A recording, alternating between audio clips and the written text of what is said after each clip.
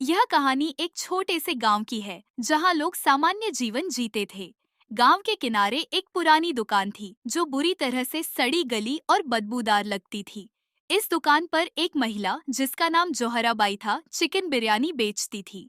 उसकी बिरयानी बहुत प्रसिद्ध थी, लेकिन लोग यह भी कहते थे कि उसका स्वाद कुछ अजीब था। यह दुकान और उसकी बिरयानी के बारे में कुछ खास बातें थीं, जो लोग अक्सर एक दूसरे से छुपाते थे, लेकिन फिर भी गुपचुप तरीके से लोग वहां जाते थे।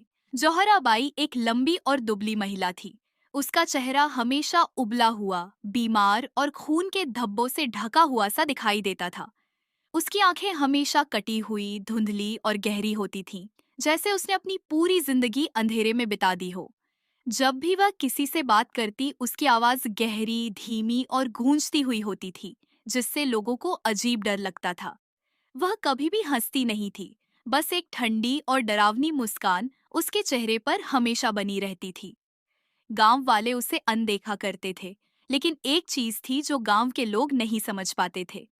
जोहराबाई की बिरयानी में कुछ ऐसा था जो उसे बाकी बिरयानी से अलग बनाता था। न सिर्फ स्वाद, बल्कि उसमें एक रहस्यमयी और अदृश्य आकर्षण था। कई लोग कहते थे कि बिरयानी खाने के बाद वे अचानक कुछ और महसूस करने लगते थे, जैसे उनका मन और शरीर कहीं और ही चला गया हो।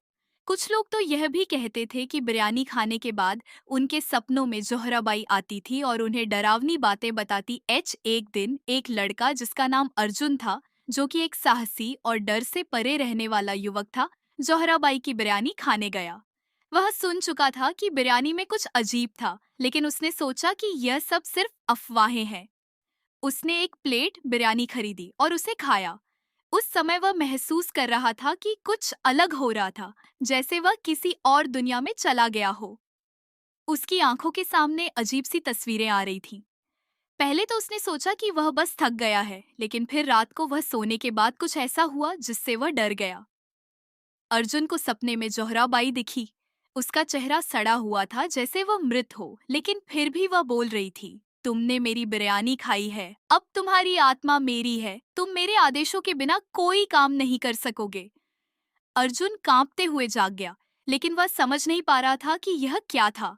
वह बुरी तरह से डर गया था और अब उसके अंदर कुछ अजीब सी बेचैनी थी। लेकिन जोहराबाई की चुड़ैल जैसी शक्तियां धीरे धीरे गांव में फैलने लगी। और फिर एक दिन अर्जुन अचानक गायब हो गया। उसका परिवार और गांव वाले उसे ढूंढते रहे, लेकिन वह कहीं नहीं मिला। लोग मानने लगे कि जोहराबाई ने उसे अपनी जादुई शक्तियों से निगल लिया था। इसके बाद गांव में और भी अजीब घटनाएं घटी। एक एक करके लोग गायब होने लगे और सबकी आखिरी बार जोहराबाई की दुकान के पास देखी गई थी। जोहराबाई की बिरयानी खाने के बाद कुछ लोग तो पूरी तरह से पागल हो गए और कुछ लोग अचानक बीमार पड़ गए। यह घटनाएं बढ़ने लगी और गांव के लोग अब डर के साए में जीने लगे थे। गांव के बुजुर्गों ने यह बताया कि जोहराबाई असल में एक चुड़ैल थी, जिसने पुराने जमाने में एक तंत्र मंत्र से अपनी आत्मा को नष्ट कर लिया था और मरे हुए शरीरों से ऊर्जा चुराकर अपनी ताकत बढ़ाई थी। वह मृतकों की आत्माओं को अपने जादू से नियंत्रित करती थी और उन्हीं की शक्ति से अपनी बिरयानी तैयार करती थी। लोग कहते थे कि जोहराबाई ने कभी किसी का दिल नहीं खाया, बल्कि वह मृत शरीरों के अंगों का इस्तेमाल करती थी, ताकि उसका शरीर हमेशा जवान और शक्तिशाली बना रहे। गांव के लोग अब डर गए थे, लेकिन कोई भी जोहराबाई का सामना करने की हिम्मत नहीं जुटा पाया। एक दिन एक तंत्र मंत्र जानने वाले बाबा ने गांव वालों को बताया कि जोहराबाई को हराने का तरीका केवल एक ही है, उसकी बिरयानी की सबसे खतरनाक सामग्री को नष्ट कर देना। यह सुनकर कुछ लोग इकट्ठा हुए और जोहराबाई की दुकान की ओर बढ़े, लेकिन जब वे वहां पहुंचे तो उन्होंने जो देखा वह उनका दिल दहला देने वाला था। जोहराबाई की दुकान अब एक खंडहर में बदल चुकी थी। वहां बिखरे हुए चिकन के ढेर, सड़े हुए ताजे मांस और खून के निशान थे। जैसे ही उन्होंने दुकान में कदम रखा, एक अजीब सी हवा चलने लगी और फिर जोहराबाई की हंसी सुनाई दी। उसकी कटी हुई आंखों में एक घातक चमक थी और वह बोली, तुमने मेरी बिरयानी की सामग्री को नष्ट करने की कोशिश की, लेकिन अब तुम मेरे हाथों से बच नहीं सकते। उसके बाद एक भयानक तंत्र मंत्र शुरू हुआ और उसने अपनी पूरी शक्ति से गांव वालों पर हमला कर दिया। लेकिन तभी बाबा ने तंत्र मंत्र पढ़ना शुरू किया और जोहराबाई के जादू को कमजोर करने की कोशिश की। एक लंबी लड़ाई के बाद बाबा ने अंत में जोहराबाई को पराजित कर दिया और उसकी जादुई शक्तियां खत्म हो गईं। जोहराबाई की दुकान अब बंद हो चुकी थी और गांव वालों ने राहत की सांस ली।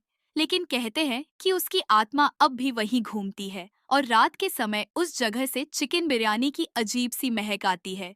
लोग कहते हैं, अगर आप कभी रात के समय उस सड़क से गुजरते हो तो ध्यान रखना, कहीं जोहराबाई की बिरयानी ने फिर से किसी को अपने जादू से नहीं फंसा लिया हो।